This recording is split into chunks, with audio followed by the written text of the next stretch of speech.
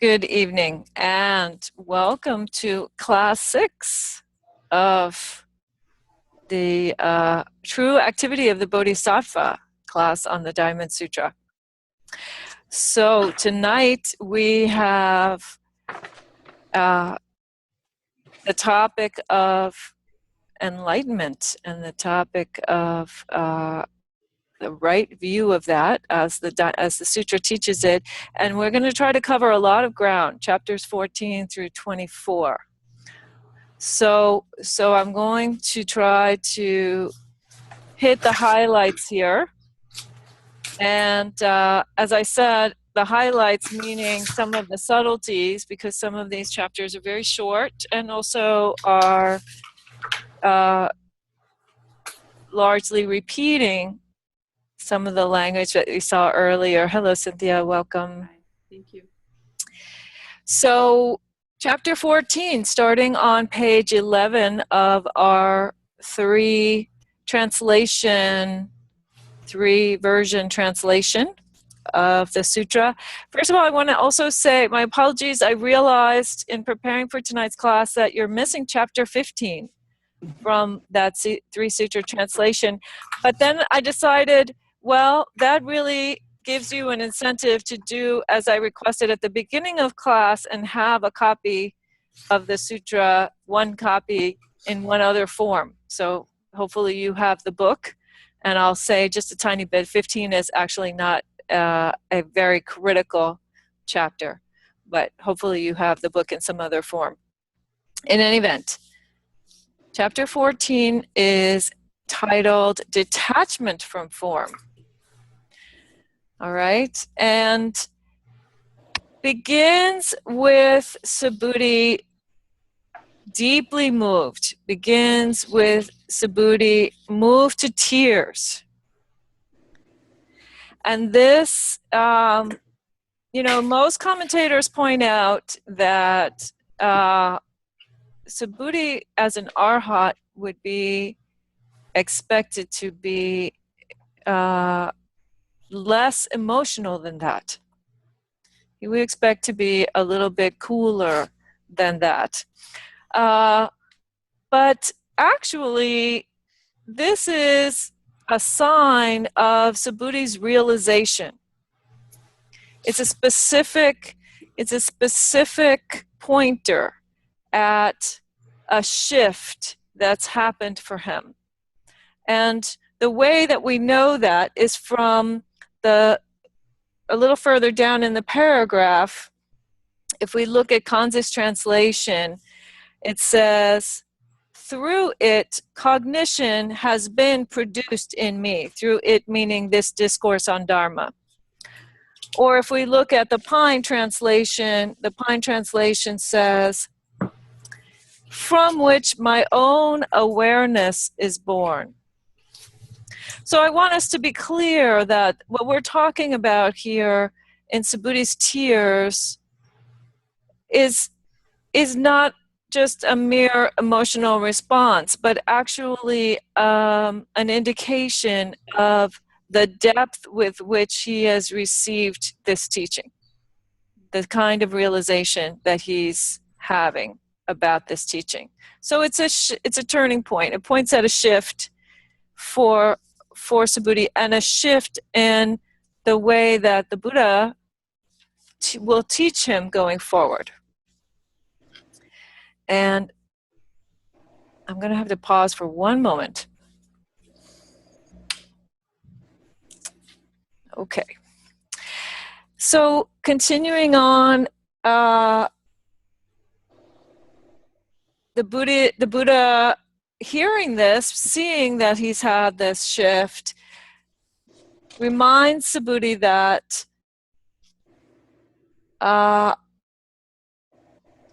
Buddhas are free of all perceptions.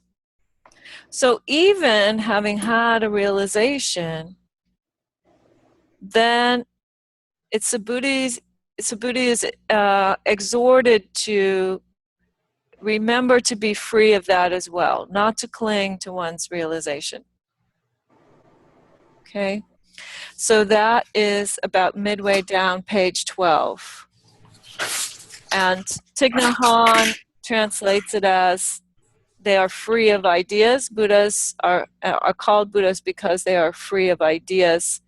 But Kanze and Pine, I think, give it a nice turn in relating it to perceptions.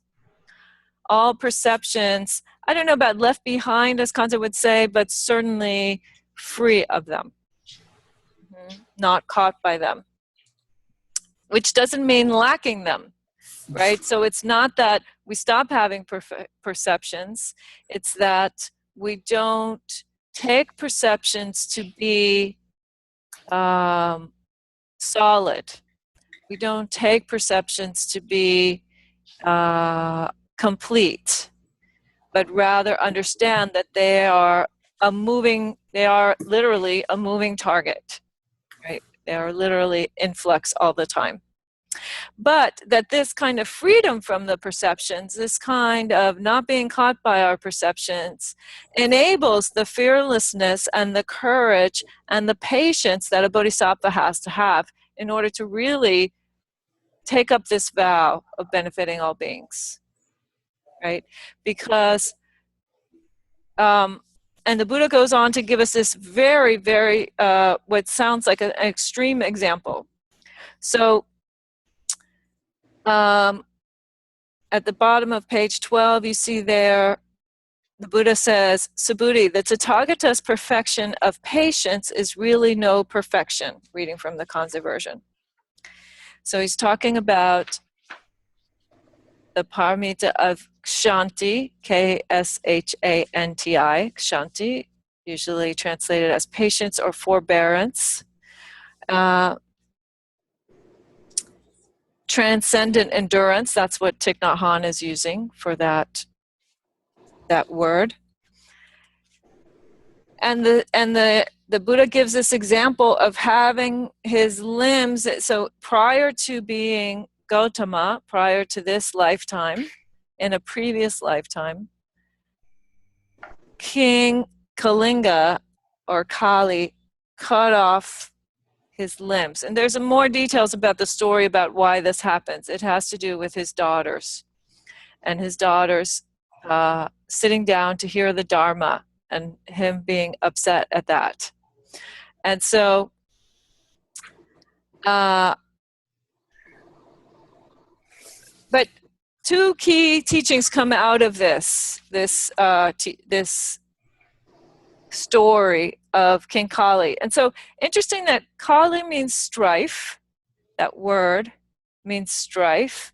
And it, as in the Hindu, there's a Hindu period of time called the Kali Yuga, or the period of strife. We might feel like we're in the period of strife these days.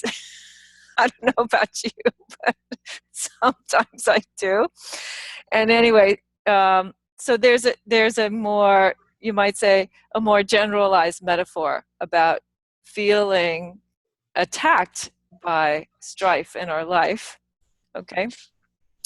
But at the end of this, I really appreciate the way that the Red Pine finishes that piece. At the top of 13, he says, he is translating the Buddha as having said, if I had had the perception of a life at that moment, I would have had the perception of anger. So this is really a key teaching, and for me, it rings very true, that our sense of self, our sense of identity, when that is challenged, that's when anger arises. Oftentimes. It really just all comes back to that.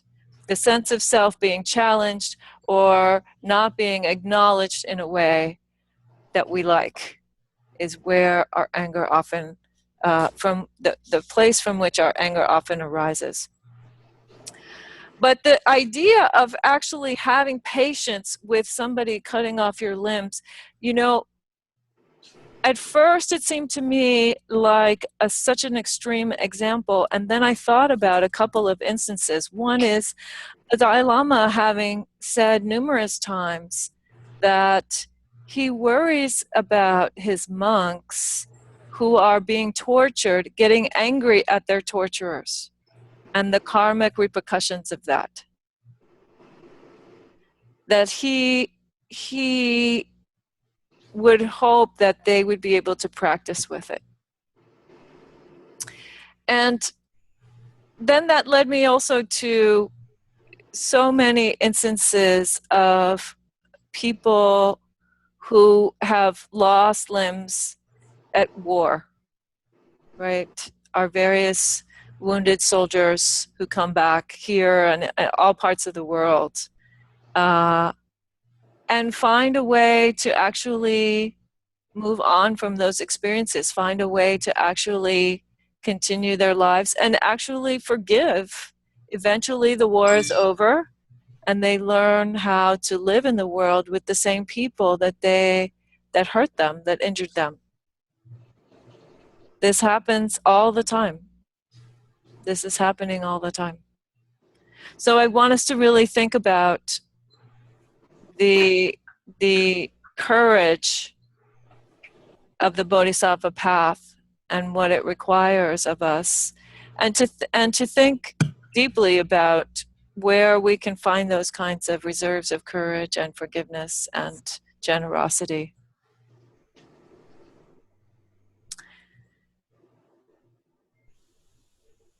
So don't think it's not possible. That's my message on chapter 14. And then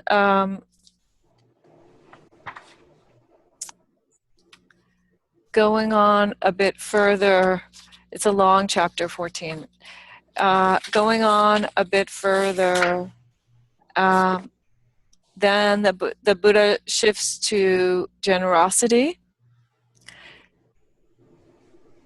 and the practice of charity, as Pine likes to translate it. But if we look at the Kanzei translation at the bottom of 13, and why, all supports have actually no support. It is for this reason that the Tathagata teaches, by an unsupported bodhisattva should a gift be given.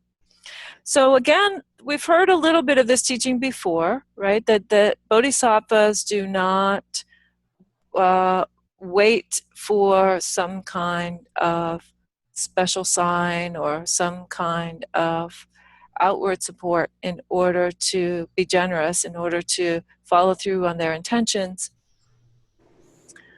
But this actually, the way that I read Kanzei, and the reason I read Kanzei in particular, is because to me this has also the pointer that the gift of the seeing of emptiness and impermanence and the interconnection that implies is itself the gift of the bodhisattva. Right? So to see more clearly is the next metaphor. That is, when you begin to see yourself as an instrument of this teaching, and when you begin to see yourself as giving the gift of the insight that frees people from their confusion, then it's like the difference between night and day. Your practice and your life and the Bodhisattva path, it's like the difference between night and day. So it's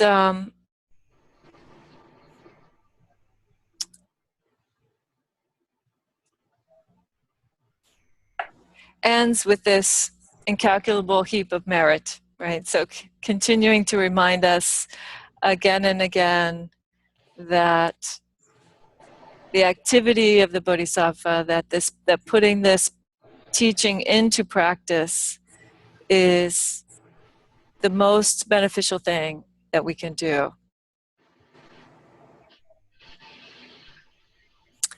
So chapter 15, which again you don't have here, I will just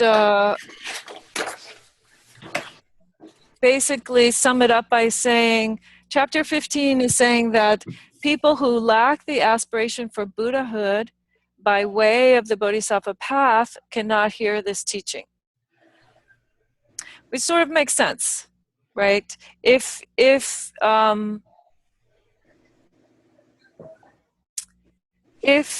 the Arhats actually say this. It's interesting when you read the Vimalakirti. It's there's some of this, but it's said in a kind of more, sadly, in a more disparaging way.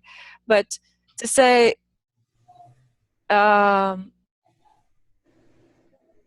it's hard to open your mind to a teaching that asks this much of you, if you haven't already made the commitment to that kind of generosity. So you have to start with that's why the first of the paramitas is dana, right? We begin always with giving. We begin always with giving.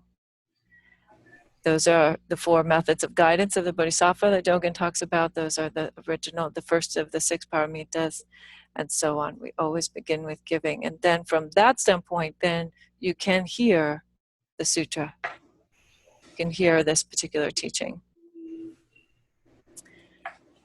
Then 16 has this thing about karma that I want to talk about, and we'll open it. I'll open it up for some comments at that point, because I think this is a point that's very often mistaken. So chapter 16 says, those, let's see, which one are we going to read? I'll read from the Pine version. It says, now by suffering such contempt, they, the bodhisattvas, put an end to the bad karma of their past lives and attain the enlightenment of Buddhas. So, one way to interpret this passage is to say that when you are on the bodhisattva path, that you can have bad things happen to you now, but that they're lighter than bad things that could have happened to you in the future because you're on this path. And I would say, I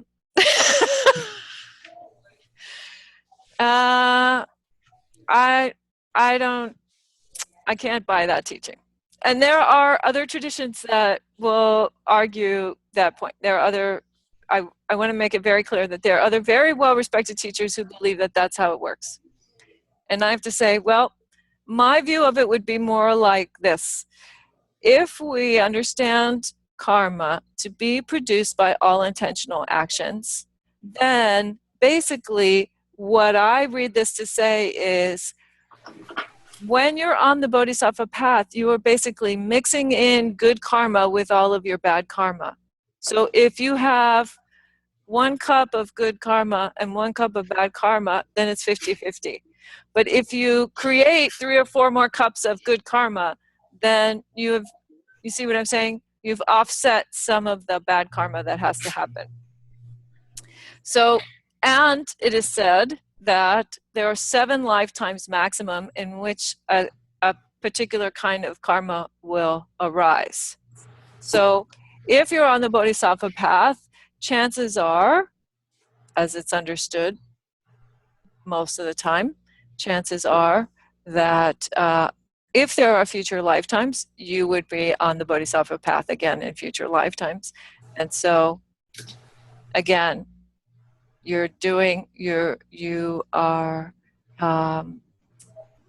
creating positive effects for your own life. This is why Thich Nhat Hanh likes to translate merit as happiness. And I think that's a little bit too limiting, but I think it certainly points at having perhaps fewer obstructions that are caused by negative karma. So anybody want to comment or talk about that or ask a question about that before we move on?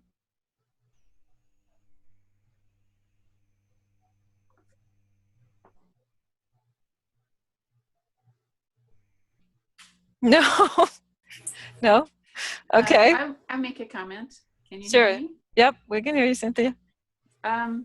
Because I read recently, I was reading The Path to Bodhidharma by Shodo Harada Roshi. And he was talking about how karma is how we are all born with, you know, we're part of our father, we're part of our mother, and we're the continuation of actions that have gone on in the past. But then when I look in my favorite book, which is Kosho Ujiyama, Opening the Hand of Thought, he says that a bodhisattva living by vow is distinguished from a person living by the continuation of his karma. Most people live by their desires or karma. They go through their lives dragged around by desires and hindered by the consequences of previous harmful actions. In contrast to that is the way of life of a bodhisattva who lives by vow. The life that flows through each of us and through everything around us is actually all connected. To say that, of course, means that who I really am cannot be separated from all things that surround me. Or to put it another way, all sentient beings have their existence and life within my life. This includes even the fate of all humankind. That too lies within me. Therefore, my direction becomes just how humanity might truly live out its life. In other words, it is the motivation for living that is different for a bodhisattva. Ordinary people only think about their own personal narrow circumstances connected with their desires. In contrast to that, a bodhisattva, though undeniably still an ordinary human being like everyone else, lives aiming at the well-being of everyone as the direction of his or her own life. So Cynthia? Yeah. Just to pause there. No, yeah, I was gonna stop, but so he's talking about how that I just liked, to me, the statement that the bodhisattva is a person that doesn't live by the continuation of his karma. Don't misunderstand that. Don't misunderstand that, because really the active vow is itself a form of karma. It's an intentional action. And to take the vow, to follow through on the vow, all of that is also karma. So it's more like what I think Ujiyama Roshi is pointing at there is saying we can live sort of in reaction and being dragged around by the karmic consequences that are unfolding right now, and be reacting and be reacting to that, rather than, or we can live in a more intentional way and respond to our karmic conditions and to the conditions of our life, which are not necessarily karmic, from a place of vow, from a place of positive intention, and all of that is also karma. It's also creating karma. And the only way not to be creating karma, let's be clear about this, the teaching of karma says the only way not to be creating karma is to be so in harmony with absolute reality that you don't make any. In other words, it's like being so integrated into the ocean that you didn't make a wave. So, just to be clear. Yeah. So is my desire to be a bodhisattva, is that a desire? I mean, is my vow to be a bodhisattva, is that a desire? Sure. It's an intentional act, and it's a desire to have a positive, exactly, it's a wholesome desire, right? In the samsaric world, in the subjective world, we have wholesome and unwholesome actions and activities. That makes it, that distinguishes. Thanks. Okay. Sure. Norma? So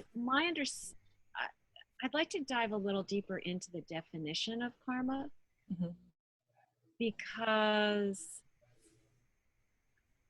listening to Cynthia's readings as karma is desires, I always felt karma was more all your actions. And then you have the karmic consequences of your actions. So it's literally everything you do, whether there's a desire associated with it or not. The only small adjustment there, Norma, would be intentional actions, right? So accidental things don't count. If you accidentally step on the ants, then that doesn't count as intentional killing. But anyway, go on, because you had more. Yes, and it's almost a separate topic that maybe we need to set a different conversation for, but the lifetimes, moving the karma from one lifetime to another, Mm-hmm.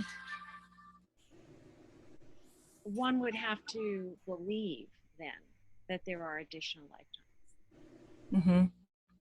Well, right.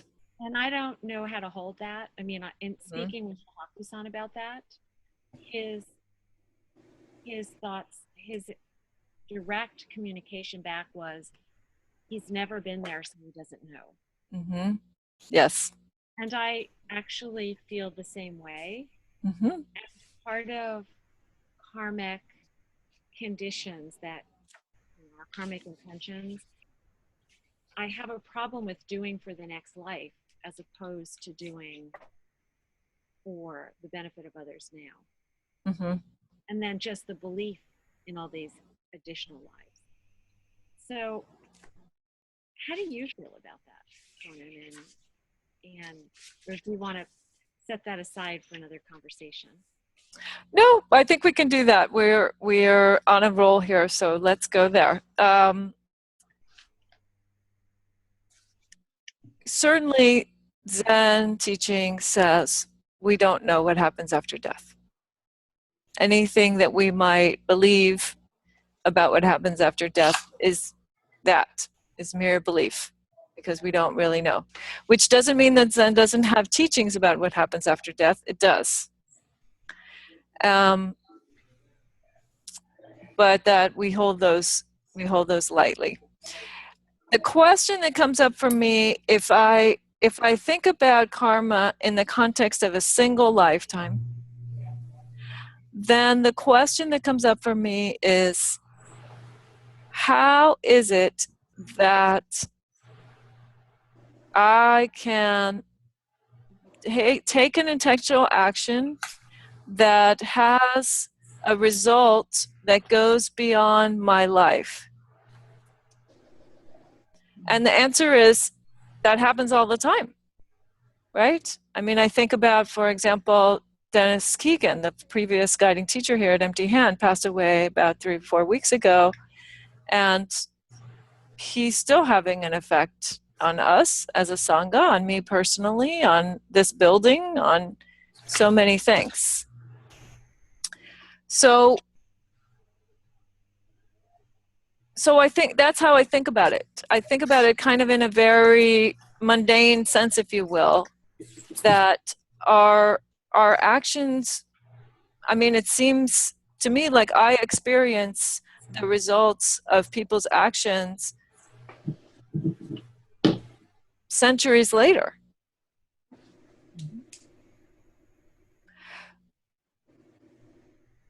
So the next step would be, well then, is there some being or some stream or something that receives that result, or that experiences that result, right? That's the next thing, is if there is no being, if there is no self, then what is it that is reborn, or what is it that is having its karma unfold?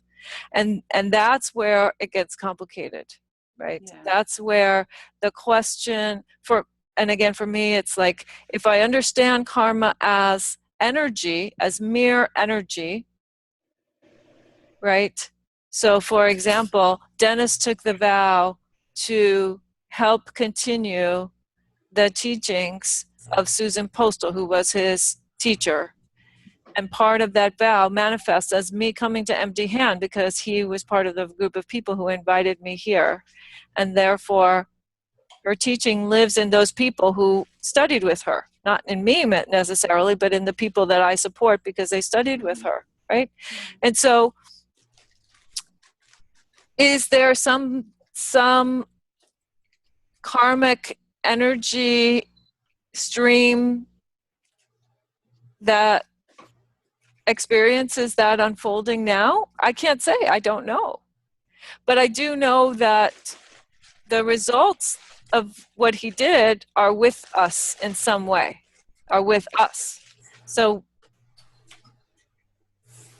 there's not a cosmic accountant out there, right? There's not anybody doing this and doing that. And actually the sutra will go back into this kind of discussion about, because merit and karma are intimately tied together, these two topics, right? And the sutra says, if we understand things again at the kind of very deconstructed absolute level, everything as an individual condition, then no, there cannot be any such thing as karma, and there cannot be any such thing as merit, because it's all just, you know, little neutrons firing here and there. Well, I don't know if that helps or not. Wait, I want to see Norma. I want to just continue a little bit in the conversation with Norma here. Actually, it's helping me untangle it a bit when I think about karmic consequences downstream. Mm-hmm. And that it doesn't necessarily need to be literal in terms of karmic lives, but your impact lives on, and the consequences of that in your practice and in your decision and in your karmic consequences. So it kind of removes the question for me of, do we have 5 lives, 4 lives, and do I come back a better person today to this unknown person tomorrow if I were to die? So yeah, it helps untangle it a little, and it helps me not take it so literally. Okay, good. Thank you. Thank you. Margaret? I'm wondering if this is a place to throw in my comment to you a while back about epigenetics. That the stress experienced by grandparents may manifest itself in the DNA expression of grandchildren that are born long after the grandparents have died. So there is literally something that, there's genetic material that goes, we know that, but experiential changes that cause a response or a sensitivity generations later, that's pretty real and pretty concrete. And could it be karmic? Because we can sometimes choose how we respond to situations. And then viscerally, it affects us. And if we then have progeny, and they have progeny, not only that, our great-great-grandparents have experienced something which is now carrying through to us. It's just another way to look at it. It's an interesting point. I mean, that certainly the interaction between mind and body is a bit mysterious, right? And we're still learning about that. And I have to say, though, that this new information to me really highlights the fact that we have the choice of how to respond in every moment, even in the realm of having some genetic predisposition, you know. Mm-hmm.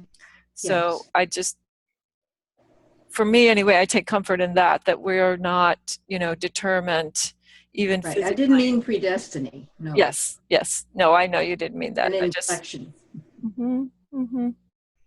Okay, and Cynthia, did you have a little bit more you want to add before we move on? I was just going to say that in the section 14, the Buddha teaches it says thousands of lifetimes ago, his body was cut to pieces, and the Bodhisattva who was to become the Buddha didn't get angry. I mean, the Buddha teaches lifetimes, and the Buddha teaches karma. So I just take it for that, because that's what he teaches.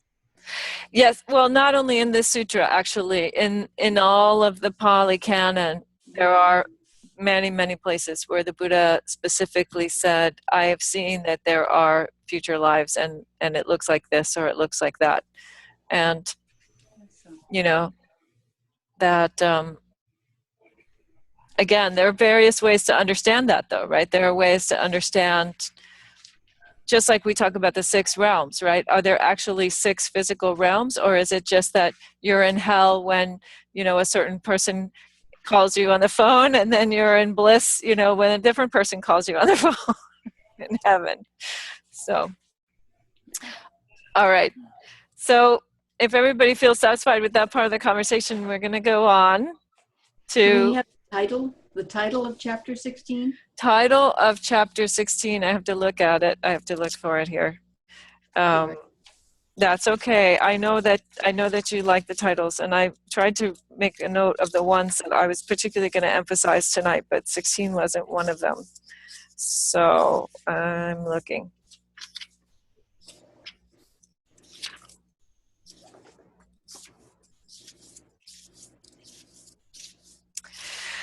"16 is called the capacity to wash away karmic obstructions."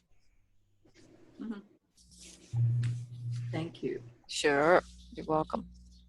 Okay, so karma, a complicated topic. At the end of 16, the Buddha says, if I were to teach the heap of merit, some beings would become frantic and confused. However, since the Tathagata has taught this discourse on Dharma as unthinkable, so an unthinkable karma result should be expected from it. And this frantic and confused, I want to just say, you know, it can be mind-boggling. I think many people experience the Dharma Sutra as mind-boggling. Yes. And yes. And the sutra, you know, acknowledges that and says, you know, that's okay. That's really okay. So, on to chapter 17. And chapter 17 is where we begin to talk a little bit about Anuttara Samyak Sambodhi, about complete, perfect awakening. So if you look at page 16 of your 3 translation document, so it begins with the Buddha reminding Subhuti that a bodhisattva takes the vow to liberate all beings, even though not a single being is liberated, right? So we've seen this teaching before.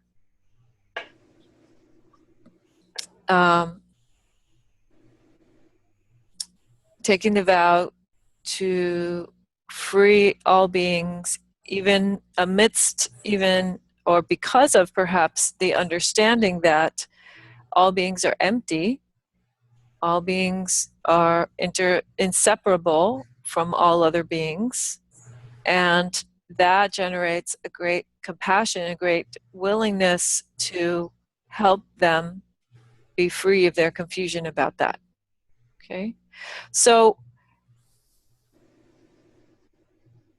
then the Buddha says in the second paragraph on page 16,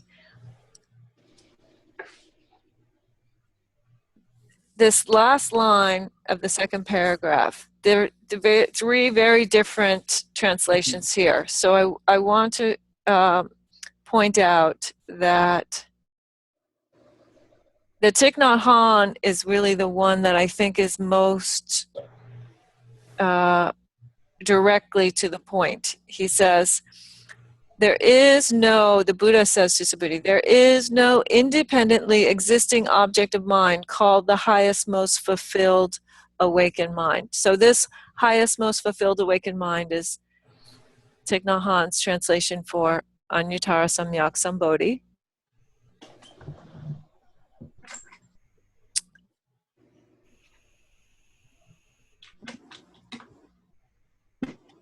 And Musong actually gives a very nice translation, which is similar. He says, there is no independently existing object of mind called the Supreme Perfect Awakening. So very, very similar, these two understandings of that last line.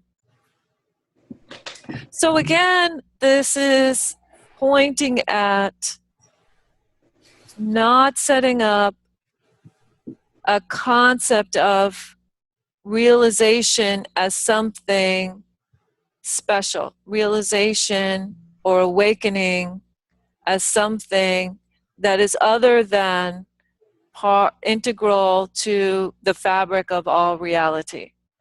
It's not some special place somewhere else. It's not some, transcendent state of mind. It's right here in this reality. It cannot be anywhere else. So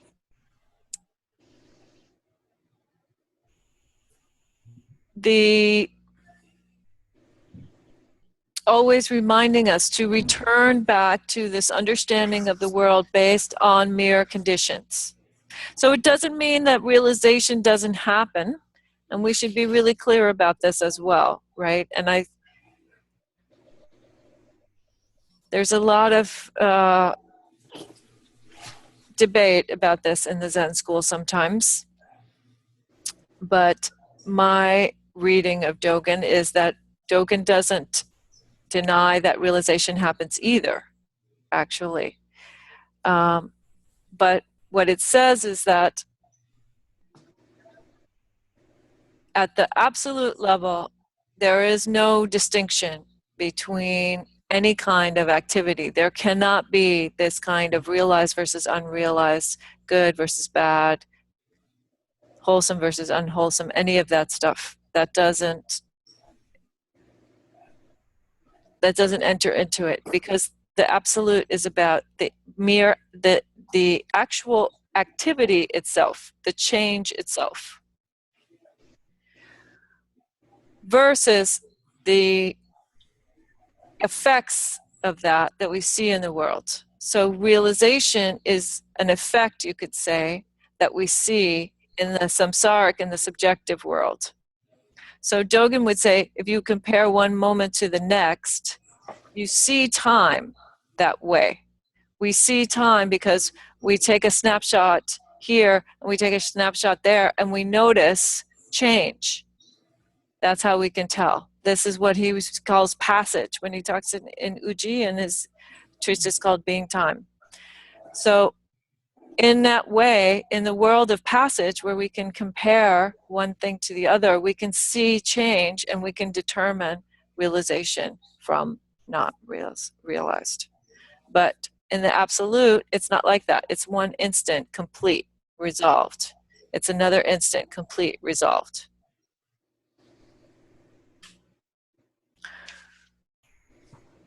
So for that reason, then, the Buddha goes on to say,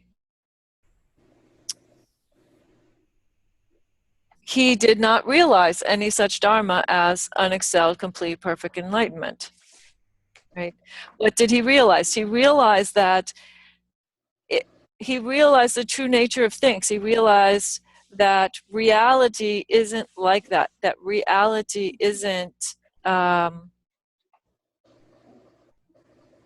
that it's composed of these, you could say, more neutral instances.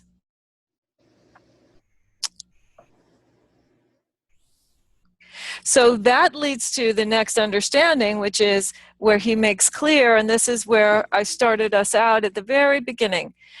Tathagata Subhuti, this is at the bottom of page 16, reading from the Pine translation. Tathagata Subhuti is another name for what is truly real. Tathagata is another name for the Dharma with no beginning. So, awakened nature is reality. This is why Dogen made the famous change that he made, right? So the Chan teaching was all beings have Buddha nature, and Dogen changed the translation to say all beings are Buddha nature. right? So this is exactly that teaching. Tathagata is synonymous with Buddha nature, is synonymous with awakened nature, and is another name for what is truly real.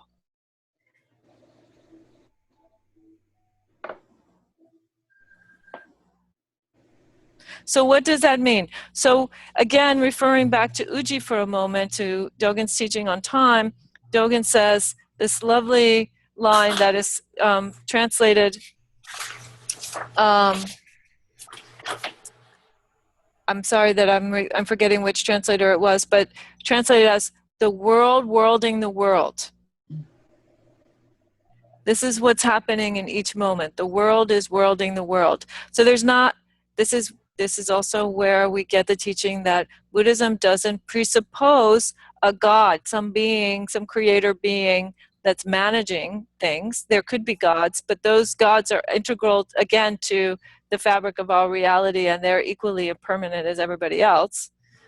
And but the world worlding the world is that. It is the moment-to-moment activity that is itself what we think of as existence. When we look at each other, right, when you look at a human being is merely activity, is breathing, is heartbeat, is billions of chemical transactions happening. That's a human being. Right? And that those things relate to one another and resolve perfectly in each instant, completely in each instant, that is what we mean by awakened nature. Mm.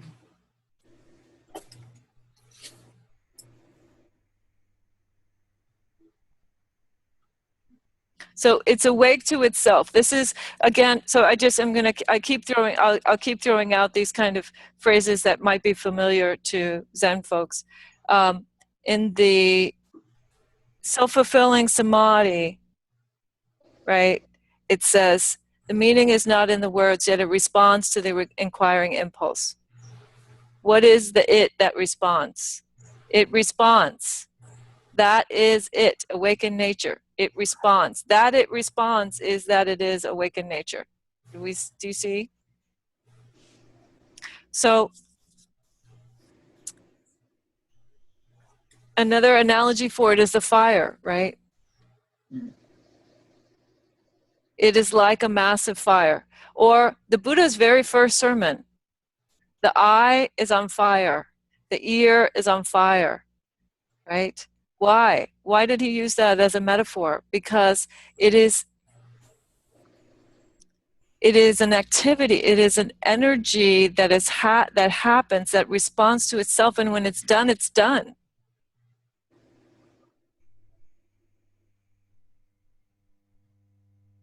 And thus we circle all the way back to when we talked in the very first class or the second class about nirvana. And Wei Nung saying nirvana with remainder is like the ashes after the wood has been burned. And nirvana without remainder, what happens when the Buddha went to parinirvana, for example, is when the ashes blow away, what's left?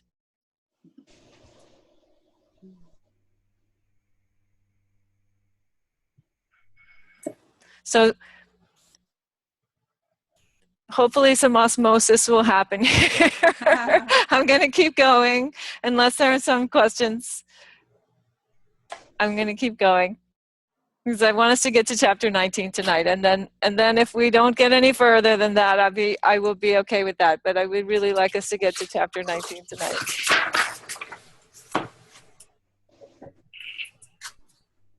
Do you have a question? Norma, you look anticipatory. No, you're okay. Okay. Osmosis, not to worry. Okay.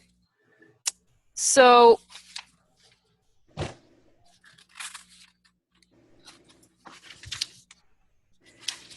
just a little bit more on chapter 17. So just for that reason, it says on the top of page 17, Thich Nhat Hanh's lovely translation, the highest, most fulfilled awakened mind, okay, Anyatara Samyak Sambodhi, that the Tathagata has attained is neither graspable nor elusive. And Musong uses again this same language, meaning what? Meaning it is inherent. It is part of the fabric of reality. It is just right there. In the whole world, it is never hidden.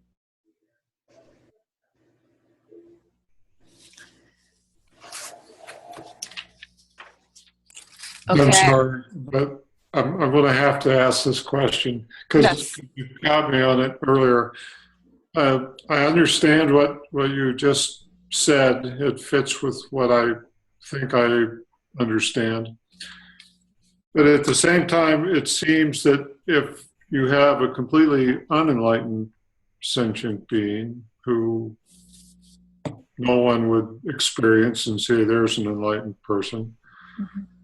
but he's also completely, or her, in moment to moment, completely reconciled, completely in check. He's not outside of any of this. He's completely within it. So that distinction I'm going to have to rely on osmosis for to understand how they're different.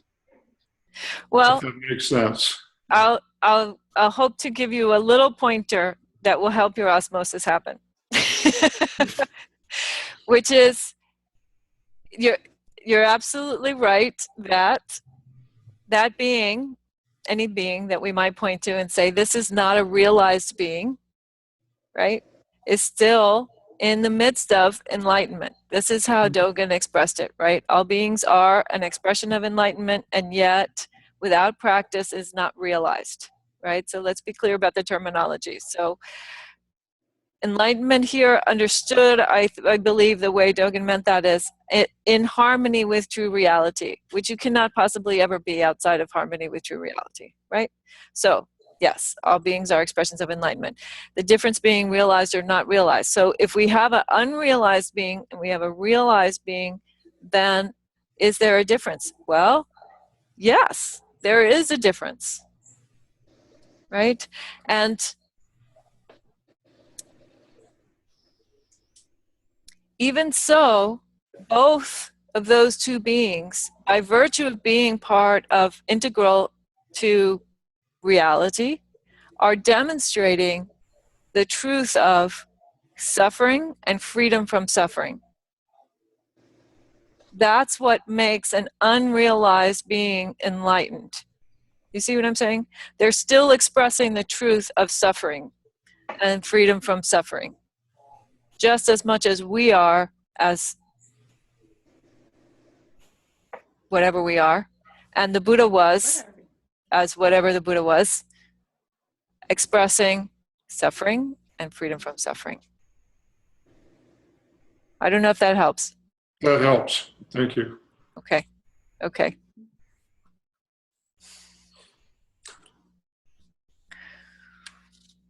So, chapter 18, we talk about various kinds of eyes. First of all, the Buddha asks, and to Subhuti, the Buddha and Subhuti talk about various kinds of eyes, which you should understand as different kinds of insight. And I'm not going to go into them right now. But then we have the most famous, arguably the most famous line in the sutra. And that is midway on page 19 at the end of chapter 18. So whether you look at let's look at the Thich Nhat Hanh translation. The past mind cannot be grasped, neither can the present mind, nor the future mind. Right? Or Musong prefers gotten hold of. The past mind cannot be gotten hold of, neither can the present mind, nor the future mind. Or Red Pine uses cannot be found. So, why is that true? Well,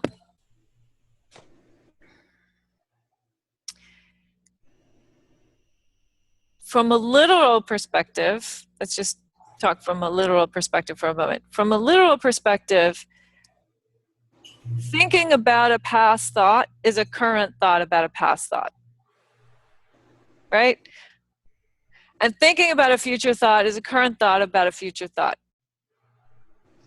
Because those past thoughts are already gone, completely gone. There's no getting them back. Most of us know this by the time we get into the age of the folks who are here in this class. I can see that, right? We know that. It's gone, it's gone. And future thought hasn't happened yet, right? We're having a current thought about a future thought, but a future thought, an actual future thought hasn't happened yet, right? And then you have the current, the moment, the present, right? Harada Roshi used to often say, if you could split it in half, then it's still not now. So there's no such thing as the present moment. The present moment doesn't have a length of time to it. This is where we get into Uji and we get into other more complicated things. But just to say, even to find the present mind, it's difficult. Most of the time you're still either in the past or in the future. Add to that the Buddhist teaching. I'm going to bring up my favorite prop for just a moment. I'm going to move my camera here just slightly so you guys can see my very, very favorite teaching prop. And I'm going to tell you a little bit about, in 2 words or less, what the Buddha said about consciousness. So the Buddha said consciousness arises when an object meets with a sense organ, and then there is this thing, right? There is this momentary arising of consciousness. He didn't ever acknowledge that there was anything like a stream. In fact, there is one particular sutra where there's a monk who says that consciousness is like a stream, and he absolutely corrects him. Says, I never said such a thing. So what does consciousness look like? So I have my very favorite little prop here. That's what consciousness looks like, right? My hand hits the ball, and the ball lights up. The light hits your eye, and your eye creates a little bit of eye consciousness. Okay? That's it. That's your brain right there. Okay? Or whatever other way you want to understand consciousness, because we also know that consciousness is not defined by the brain. If they could define where your consciousness came from, they would point to an area of the brain, but actually you can't do that. That's one of the great mysteries of neuroscience. We still don't know where a person comes from, where a person is physically in their mind, right? But this part we know. Light hits eye, consciousness happens. So this is why also you can't grasp the thought, right? It's this instantaneous little thing, and then eventually, guess what? It's gone. Right? It's gone. So it doesn't matter whether it happened in the past or it will happen in the future or you think it's happening now. It's just, again, yet another one of these, right? Just instance. Activity, pure, I think of the world as pure energy. When the whole world, the whole universe is pure energy, then where are you going to find a thought? It's indistinguishable from any other kind of energy.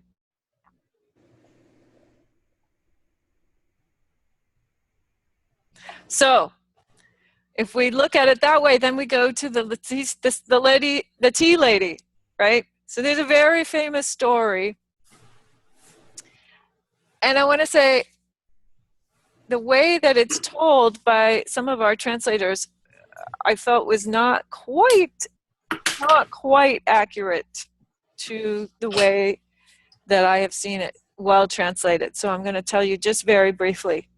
So Deshan was a monk at the end of the 800s, and he was a Diamond Sutra scholar. And he carried around, it's said that he carried around like a whole nightstand full of treatises on the Diamond Sutra. Like a big piece of furniture on his back full of things that he had written about the Diamond Sutra. Don't become like this, okay? This story does not end well. No. Not He going. later ends up burning the treatises, right? Right. But He's at this moment, he stops because he's on his way to go chastise Longton, who is teaching this very mind is Buddha. That was what set him off. And so he stops for a tea, and the tea lady says, "Oh, you're an expert on the Diamond Sutra. Well, if you can answer this question, then I'll give you a tea cake," which it's a pun because in Chinese, a tea cake also means pointing at the mind or refreshing the mind. And the question is, in the Diamond Sutra, it says, past mind cannot be grasped, present mind cannot be grasped, future mind cannot be grasped. Which mind does the learned monk wish to refresh with the tea cake? Deshan was speechless. The tea lady thankfully told him, please go speak to Longton about this. The guy that you were going to go harass, go talk to him because he can help answer the question for you. And he did. Eventually, Deshan practiced with Longton for a very, very long time and became his successor, one of his successors. So we're at our time, so I'm going to leave you with that story. Okay? With which mind will you follow the Bodhisattva path? With which mind will you study this way? Burn all your treatises and then decide with which mind. Okay? Thanks, everyone. Have a lovely evening. Thank you. We will pick up at chapter 19 next time. Okay. Good night. Good night. Good night.